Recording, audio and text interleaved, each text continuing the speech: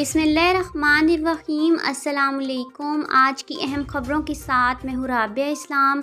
बढ़ते हैं ख़बरों की जानिब और शामिल करते हैं आज की एक अहम ख़बर।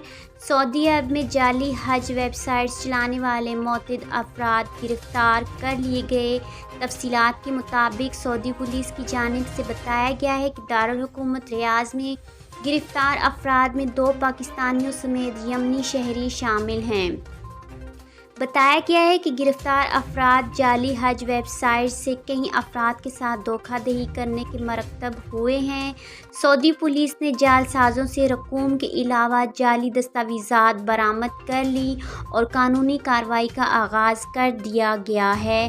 आज के ख़बरनामे में बस इतना ही। मुझे दीजिए इजाज़त। अल्लाह हाफ़िज़।